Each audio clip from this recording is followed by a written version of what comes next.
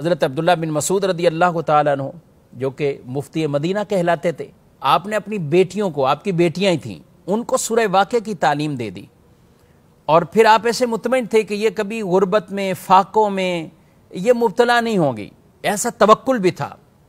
حضرت عثمان غنی رضی اللہ تعالیٰ عنہ خلیفہ سوم، امیر المومنین، مسلمانوں کے تیسرے خلیفہ، آپ ان کی عیادت کے لیے گئے اور آپ نے جا کر چند سوالات کیے، اور حضرت عثمان غنی رضی اللہ تعالیٰ عنہ نے حضرت عبداللہ بن مسعود رضی اللہ تعالیٰ عنہ سے پوچھا کہ آپ کسی چیز کی تکلیف محسوس کر رہے ہیں؟ تو آپ نے خود عاجزی کے طور پر، انکساری کے طور پر یہ کہا کہ ہاں، میں اپنے گناہوں کی تکلیف وہ محسوس کر رہا ہوں۔ تو حضرت عثمان غنی رضی اللہ تعالیٰ عنہ نے پوچھا کہ آپ کو کسی چیز کی آرزو ہے؟ فرمایا ہاں، آرزو ہے، مجھے رب کی رحمت کی آرزو ہے۔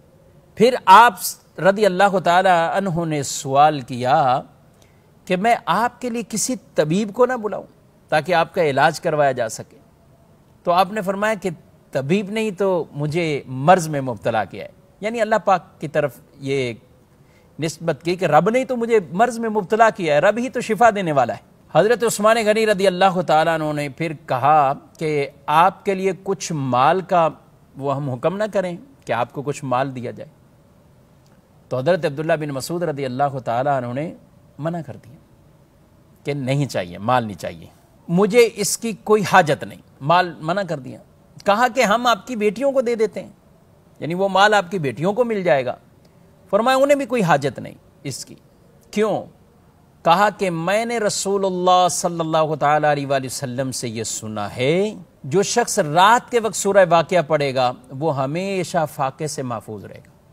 تو گویا کہ بیٹیوں کو یہ سورت سکھا دی گئی ہے، اور عورتوں کو سکھانے کا ویسے ہی حکم ہے۔ تو اس لیے آج ناظرین کرام، جہاں اتنی مشکلات میں لوگ پھنسے ہوئے ہوتے ہیں، پریشانیوں میں ہوتے ہیں، اور طرح طرح کی باتوں کا شکوے شکایات والے کلمات بھی کہہ بیٹھتے ہیں، آئیے نا قرآن کی طرف۔ یہ سورہ واقعہ پیارے حبیب صلی اللہ علیہ وسلم نے ایسا یہ پیغام اور درس عطا فرمایا۔ انشاءاللہ روزگار میں بھی برکت ہوگی، فاقوں سے محفوظ رہیں گے، محتاجی دور ہو جائے گی۔ خود بھی پڑھیے، اپنے بچوں کو بھی یہ تعلیم دے، بیٹیوں کو، گھر والوں کو، تاکہ رات کے وقت گھر میں سورہ واقعہ کی تلاوت ہو۔ تو اس کے کئی فضائل بھی سورہ واقعہ کے یہ بیان کیے گئے۔